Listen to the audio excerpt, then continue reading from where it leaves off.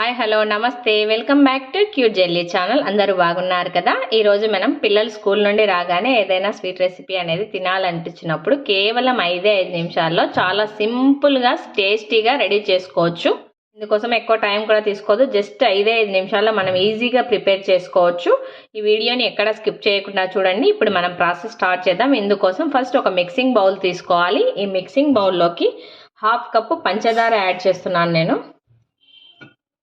1/2 cup పంచదారకి 1/2 cup water వేసి పంచదారని బాగా కరిగించుకోవాలి మనం.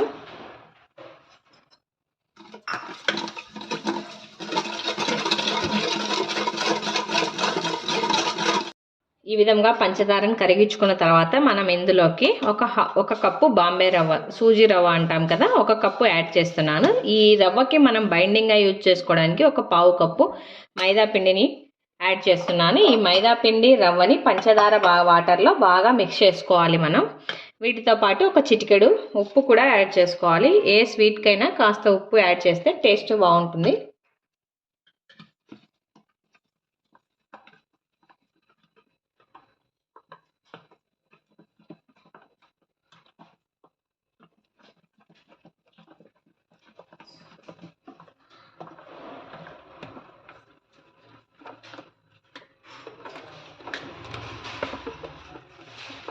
మనకు పిండి కన్సిస్టెన్సీ ఈ విధంగా ఉండాలి. మరి పల్చగా ఉండకూడదు, అలాగని గట్టిగా కూడా ఉండకూడదు.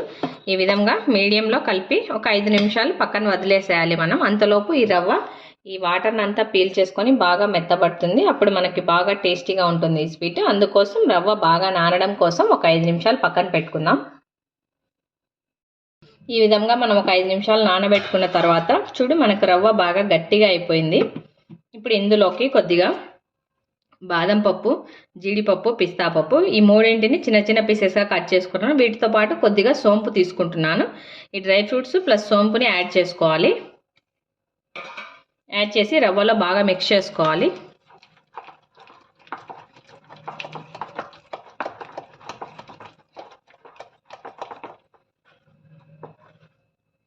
ఈ విధంగా మిక్స్ చేసుకున్న తర్వాత ఇందులోకి ఒక చిటికెడు వంట సోడా యాడ్ చేస్తున్నాను నేను. వంట సోడా యాడ్ చేసిన తర్వాత ఒకసారి బాగా ఈ విధంగా మనం బీట్ చేసినట్లుగా కలుపుకోవాలి.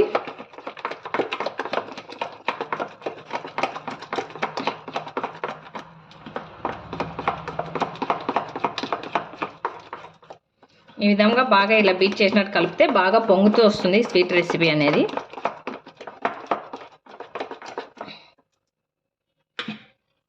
ఇప్పుడు ఇందులోకి కొద్దిగా ఒక 1 or 2 స్పూన్స్ వాటర్ యాడ్ చేసుకొని మిక్స్ చేసుకోవాలి. ఇది కాస్త గట్టి పడింది కాబట్టి మనకు బాగా ఇడ్లీ పిండి మాదిరిగా ఉండాలి కన్సిస్టెన్సీ అనేది.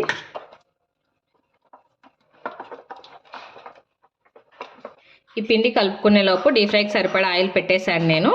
ఈ లోపు మనం పిండి మిక్స్ చేసుకునే లోపు మనకు ఆయిల్ కూడా బాగా ఫ్రై అవుతుంది. ఈ విధంగా చూడండి, మనకు ఈ రవ్వ అనేది ఈ కన్సిస్టెన్సీలో ఉండాలి.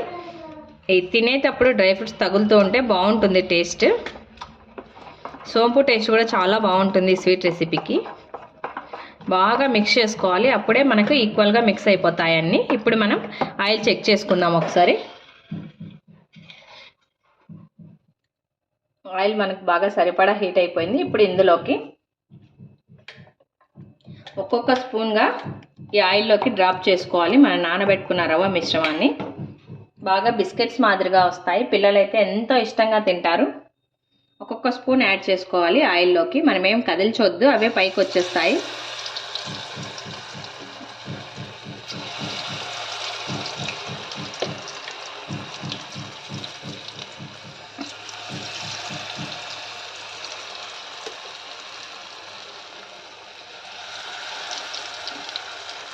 ఈ విధంగా మనం ఆయిల్కి ఎన్ని సరిపోతే అన్ని వేసుకోవాలి.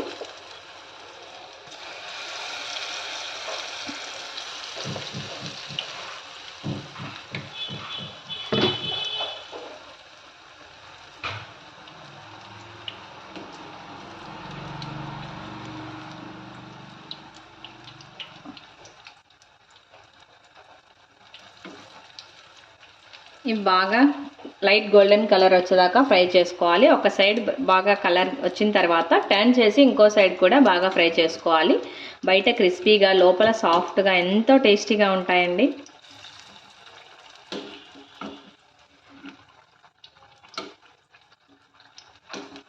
మనం మెత్తగా కావాలనుకుంటే just light golden brown colour వచ్చాక మనం తీసుకొని హ్యాపీగా ఎంజాయ్ చేయొచ్చు. లేదు బాగా క్రిస్పీగా ఫ్రై చేసామంటే ఒక 4 to 5 days దాకా స్టోర్ ఉంటాయి. ఇంకా రెండు సైడ్లు బాగా గోల్డెన్ బ్రౌన్ కలర్ వచ్చేదాకా ఫ్రై చేసుకొని ఆయిల్లోంచి పక్కకు తీసి పెట్టుకోవాలి. హ్యాపీగా వేడివేడిగా ఇస్తే పిల్లలు అయితే చాలా ఇష్టంగా తింటారు. చాలా టేస్టీగా కూడా ఉంటాయి. పిల్లలు చాలా లైక్ చేస్తారు. తప్పకుండా ఈ రెసిపీని ట్రై చేయండి. ఈ రెసిపీ కనుక మీకు నచ్చినట్లయితే లైక్ చేయండి, షేర్ చేయండి. తప్పకుండా అందరూ సబ్స్క్రైబ్ చేయండి. Thanks for watching.